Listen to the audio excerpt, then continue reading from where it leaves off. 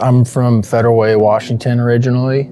I got stationed in Southern California on Camp Pendleton and did 8 years in the Navy and moved back out here. So I wanted to get my little girl some time with my family out here. So it's how we ended up in Kashmir.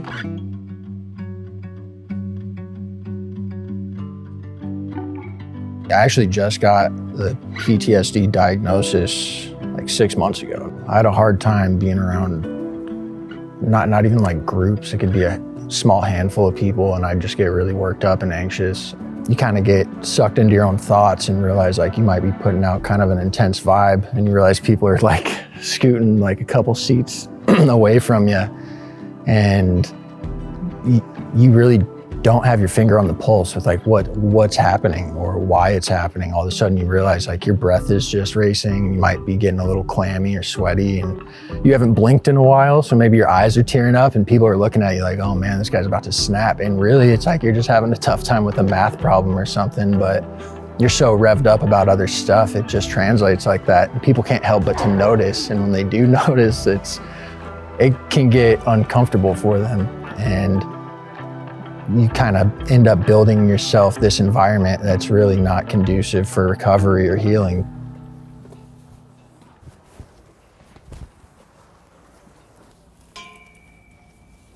Come on, Vess.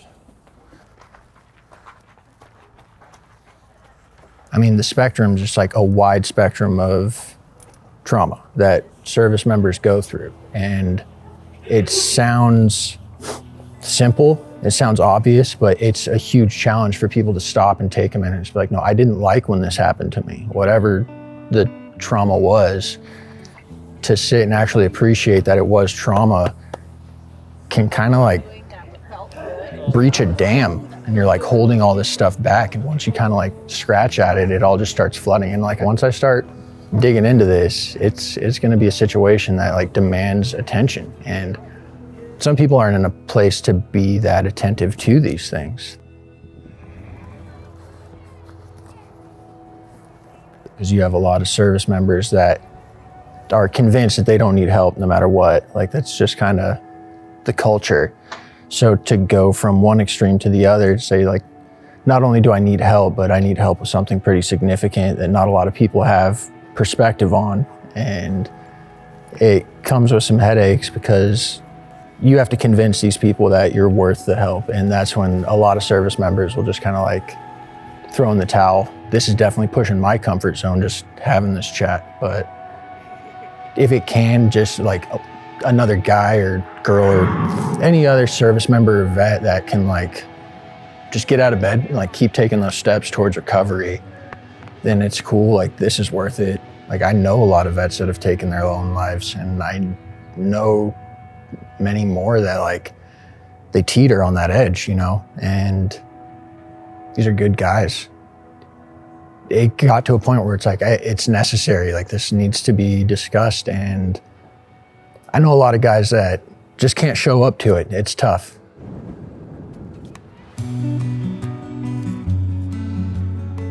The very first time I was here, they filled the arena with like, I don't know, 7 or 8 horses. They're like, well, you just walk around and one will like come pick you. And it's like, yeah, okay. Like, yeah, right, man. And I was like, yeah, I was really scared. So I was like, none of these horses are gonna like me, man. Like, they're all gonna be super spooked and just like ignore me or whatever. I was like, I'm gonna have to process that. Like if I walk in there and all these horses just like bounce, like that's gonna be a lot for me to think about.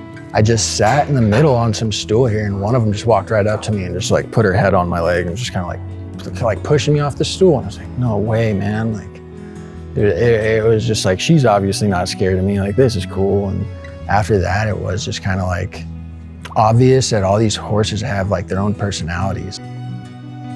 The theme here is just recovery, and the people that own it and run it, they just want to share this resource with people who are ready to like grow and heal from some of the stuff that happened to them. And there's like joy and levity here just playing with horses, and you kind of realize after the fact like, oh man, I'm exercising like some people skills or social skills that maybe atrophied over time, and they let you show up and you get to just like be a person.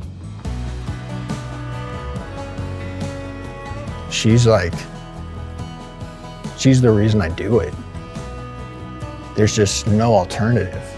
I definitely got out of the military with a chip on my shoulder, and I don't want her picking that up, you know? Like, I don't want her walking through life thinking that she needs to be cynical or a little guarded or hypervigilant or anything.